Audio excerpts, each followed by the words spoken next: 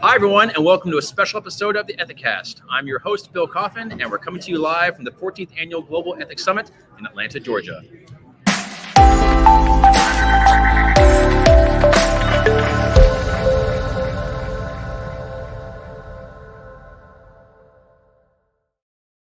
Hi, everyone. We're coming to you at the end of day 2 of the 14th Annual Global Ethics Summit here in Atlanta, Georgia. And I have with me a very special guest, Ethisphere CEO, Salmon Byrne. Erica, thank you so much for joining us. I am so excited to be with you, Bill. This has been such a great day. It really has been. It's been a fantastic day and a fantastic show. The energy here has been outstanding. It's been just a wonderful set of sessions to see. So we're going to talk to Erica a little bit about what her takeaways from the event have been thus far. So, Erica, I guess the first question I want to ask you is, we have mentioned a number of times that this is a hybrid event. Yep. In fact, this is our first hybrid event. Yep. So can you talk to us about how that has gone and maybe what are some of the unexpected things you've seen come out of this hybrid experience? Yeah, so those of you who watched some of our pre-GES Ethicast might have remembered that I talked a lot about the decision to do hybrid and kind of what was motivating that decision to, throw that particular challenge in front of the team. And they all went a little green when I first mentioned it. But originally we were thinking about the online audience as the primary benefactors of hybrid, right? Yeah. Because it meant that people who couldn't get here to be with us in person were still going to be able to take advantage of the content. And instead, Bill, what we have found is that part is true without question. Yeah.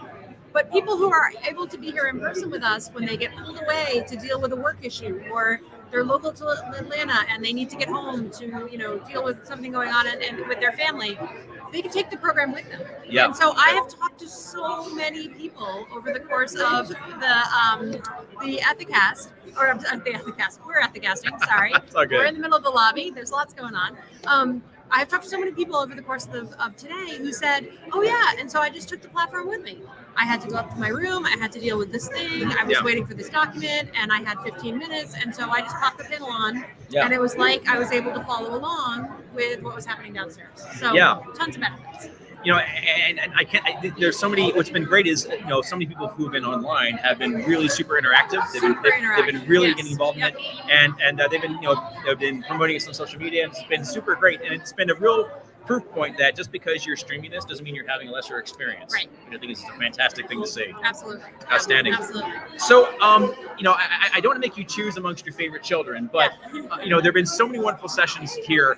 Is there a session that has really stuck out to you, as just particularly interesting, or a session you really like, or you're just particularly happy with how it came together, or anything like that? Yeah, I mean, the whole thing has been amazing. I think the two things that I would pull out thematically that we've seen so far, and for those of you who are following along at home, we're not done yet, right? We got a whole half a day of programming tomorrow. We do. So the thing that's really stood out to me the most, I think, is really two things. One is the themes, right? There's so many themes that have come out of panels, all of which are ostensibly on different topics. And so there's a huge theme around storytelling.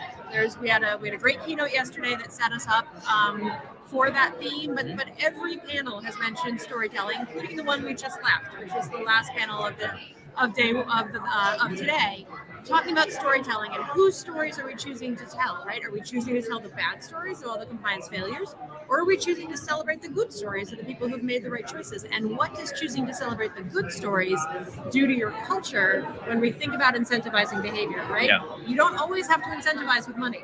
Right? You can incentivize with praise, with promotions, with recognitions, right? There's so many ways that you can think about incentivizing the right behavior that don't require you to cut a check. So the whole storytelling theme, I think, is a big one. The second thing is just, sort of that overlapping place where, and this, for those of you who haven't had a chance to check out the keynote from yesterday on inclusive storytelling, Julianne had a whole theme in there about the financial benefits of inclusivity. Yes. Right? Yes. And then today from the stage, the morning session that we did together, we talked about the benefits of doing business the right way, the financial benefits of the ethics premium. And then the ESG panel that I moderated this afternoon, they talked about the financial benefits and the business benefits of leaning into the things that matter to your business. Yeah. And so I think it's just the themes, the overlap, that sort of thematic piece of the way so much of what we are doing is really just showing to be different sides of the people. So speaking of inclusivity, we've been doing a lot of talking. Actually, here at Ethisphere, we've been talking amongst our own organization about what are our own values as an organization, and as part of the larger effort of making sure that you're operationalizing the values of your organization. And I know inclusivity matters a great deal to us. It matters a great deal to this event.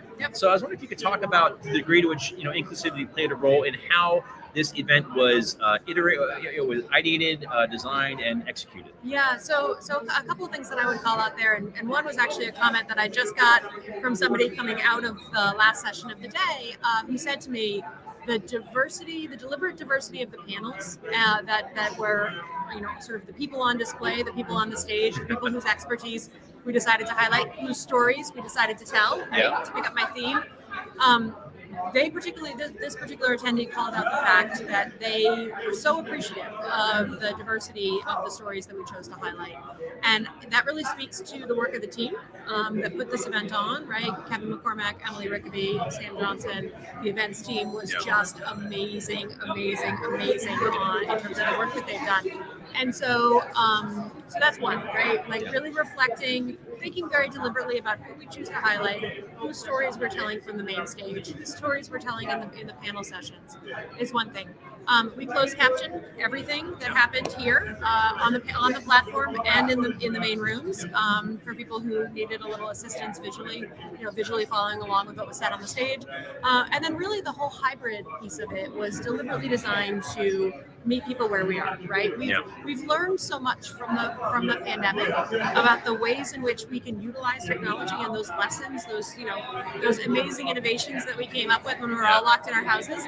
We learned so much about how to do that well over the course of the pandemic, and so let's take it with us, right? Let's take it with us. Let's take it into the next part of the world that we're going to be making from here on out. Outstanding.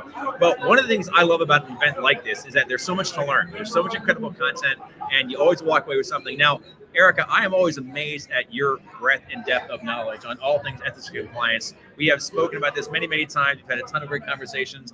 It seems like there's no part of our world that we're talking about here during this event that you couldn't just get up on the main stage and speak about at depth for a long period of time. But having said all that, I'm confident there's something that you've learned from this whole event. So what's something that you've taken away that has enriched you as a ethics and compliance professional? So a couple of things I think that have really stood out to me over the course of the last day and a half. One of them was from the inclusive storytelling keynote yesterday, which was about deliberately including inclusive thinking in every stage of your process. So almost like inclusivity by design, right? We all have been talking about privacy by design. We can talk about compliance by design. We can talk about ethics by design. We can talk about inclusivity by design, right? So centering that concept in the middle of the way that you are bringing something new to the world, right? At all the stages. So that's one. I loved the way that she laid that out and really pointed out the different places. Like you could have an opportunity to think about it in.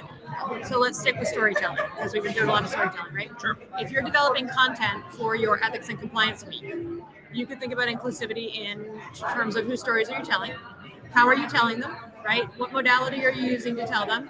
Who's messaging them in the first place? One of the things that this panel that we just left pointed out was, we talk a lot about tone at the top in the compliance world, and we often think of tone at the top as the C-suite, right? The leader, the top of the hierarchy. Well, everybody under there is somebody else's top. Yeah. Right. So if I'm a frontline employee, my manager is tone for me. Right. So it's not tone from the middle.